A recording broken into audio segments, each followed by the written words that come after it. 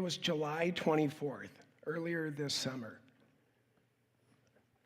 I was by my mother's bedside, where just a few weeks earlier, our conversation had been one about an upcoming surgery, rehab, and she would be coming home. But instead, she was in the final minutes of her life. So as I held her hand and stroked her hair, and I told her it would be okay, what came to me was, at some point, probably when I was younger, she too had held my hand, stroked my hair, and told me I would be okay. And as we look at this idea about the future of aging, you know what we really want to know is, we will be okay. What I also found was, when we look at this journey, it actually begins early on when we are born. And it's a journey that has many markers. We're born, we learn to walk, we ride a bike, we go to school, we get a car, we graduate school, we may go on to a job, higher learning, we get married, have kids. Then at some point, kids leave home, we're empty nesters. Dear God, what are we going to do 24/7 together now?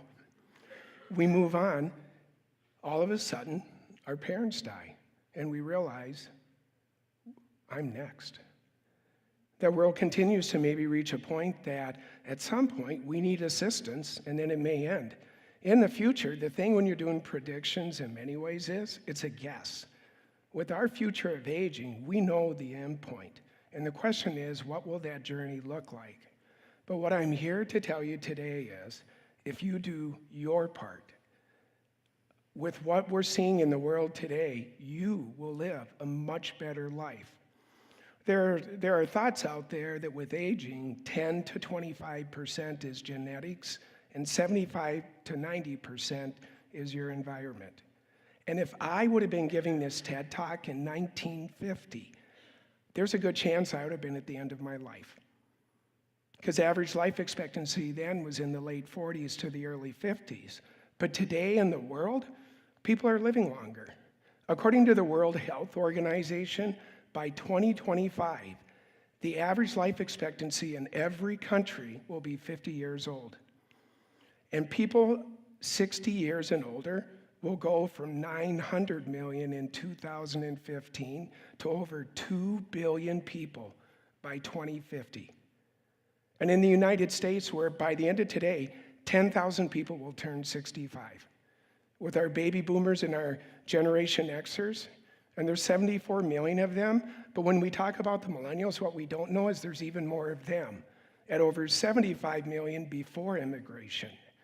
So imagine what aging will look like in 30 years, with the oldest of them being 34, when they turn 65. So the future of aging will look different just because there's going to be so many more of us. I'm here to tell you, if you're older, you are cool. We're simply going to outnumber all the young people. And with advancements that are going on with medicine and technology, our futures look very bright. With medical technology doubling from 50 years in 1950 to 7 years in 1980, 3.5 years in 2010, and projections of 73 days by 2020. Amazing things are coming. Nanotechnology, nanocircuitry, stem cell and genetic engineering are going to create amazing advancements for aging. If any of you ever remember the movie from Michael Bay in 2005, The Island, the premise of it was individuals would pay to have clones made. And then when you needed a body part, they harvested it from the clone. The good news is the clones don't have to worry. With the advent of 3D printing, in our future, if you need a kidney, it'll be printed. You need a liver, we'll print it for you. Regenerative healing, knees, hips, whatever it may be, will simply remake it for you. And these advancements are showing up with investments in the billions. Companies like Apple, Google, Johnson & Johnson, and other giants are investing billions of dollars. And listen to this, the FDA now recognizes aging as a disorder. a disorder that can be treated, and there are people predicting we could live another 100 years. You might live to be 150. And in our lifetimes, even today, we will see many of these advancements. Regenerative hearing, or hearing tied into your smartphone. And then if we layer on top of that, the advancements with technology, if you remember the bionic man and the bionic woman, amazing things will happen. But imagine driverless vehicles. Well, it scares us now. Just think of a world where a 75-year-old does not have to worry about getting stuck on a roundabout.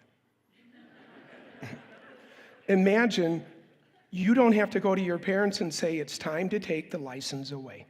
You're not safe driving. Or you are not identified by the type of vehicle you drive. If you own a 2003 Buick LeSabre and you're a youth, it's okay. Or with drones, what that will mean for individuals who may not be able to get out. The stuff can simply come to them. Or, as we look at the idea potentially with sight in the future, bionic eyes. What could that mean for individuals who are concerned about losing their sight as they age? Or could you imagine a world without walkers, wheelchairs, or canes? Who would not want that world? We simply will outfit you with an exoskeleton. If you look right now, these are being tested in the military. The idea of helping individuals, but imagine a world where individuals no longer have steps as their barriers. Who wouldn't want that world? The idea of insoles in your shoes that will help with balance, or work that's currently going on with toilets. Your toilet will actually become one of the highest tech items in your house. It will measure output. It will be able to pick up if individuals maybe are having urinary tract infections, or people who flush it in the morning. It'll become a signal to let individuals know that they're safe. And if that toilet's not flushed, it will tell you something. Refrigerators that will help us to be able to see what people are eating or maybe not eating. Your garbage can is actually one of your best sources of information for people as they age. If you visit your parents and the garbage can is empty, it tells you something. What is in there tells you a lot of things. And with technology, we're going to know this. But with all these advancements, it'll provide great opportunities and great challenges. Some of the greatest opportunities is we are going to start breaking down stereotypes. I don't understand why you turn 40, you are over the hill. And you're considered to start to be aging. That in the future will maybe be 60, or even worse yet, AARP at 50. It's just wrong. It's something that your children can use to torment you with. What if that was delayed until you're 70? Who here wouldn't want that world? And if you could live to be 100 plus years old, would you? Interesting enough, when I ask people, their first response is, no, I don't want to live that long. But what if you could? When you've heard the other speakers here today with the challenges we face today, what if you could live to be 180? Maybe you could see if we could come up with world peace. Maybe we'd have the knowledge, know-how, and tenacity to deal with social issues today because there'd be enough of us. What if we'd find out there are other people from other worlds? Would you do it? And what we have an opportunity to learn is with all these opportunities, there'll be challenges. And we can learn this from a world stage. Evergreen, the organization I'm with, has been doing work to assist people in China. And right there we can see where there have been unintentional consequences with decisions that have been made. The one-child policy.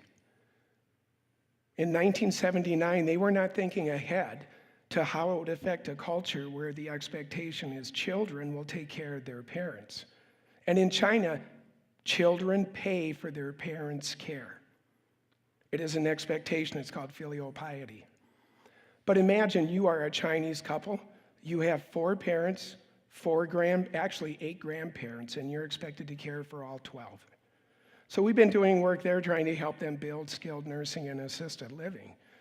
But the effects on their culture have been tremendous. Wealth distribution now is being passed to one individual. Great distortions with wealth.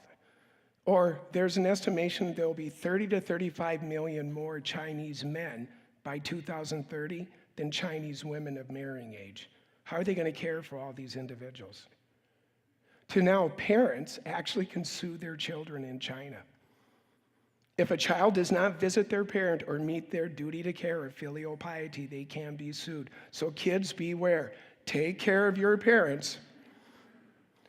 Or if you look at the challenges with how will we care for all these people? Where will we find people? We can see that with Japan, where they're predicting by 2030, 1 in 3 individuals will be over the age of 65, and 1 in 5 will be over 70. So when we heard our earlier speaker about robots on the farm, I got to come back to, I'll come back to this instead. Here's the other things I want to let you know about aging that will be different. If you Google the idea of aging, we look at things like you should be knitting, bingo, building models, crocheting. Boring. Instead, how about we're on the water ski team in our 80s? Better yet, in our 90s, we got our GoPro camera on and we're scaring the dickens out of the kids back home as we're skydiving. Or for some of us in here, we're training for our Ironman in our 90s. But again, coming back to this idea of how are we going to care for all these people, maybe one of our solutions will be robots. The Japanese are experimenting with robots right now. And imagine a robot, it never gets tired.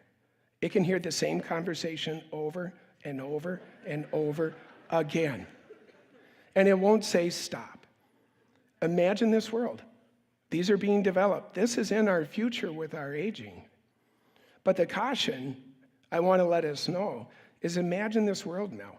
And in a society such as America, where the number one thing people say is, I want to remain in my home.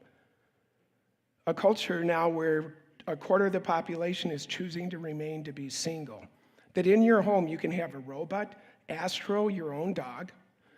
You have the ability to not worry about driving because you can go anywhere you want or just have it simply brought to you. You can watch TED Talks virtual.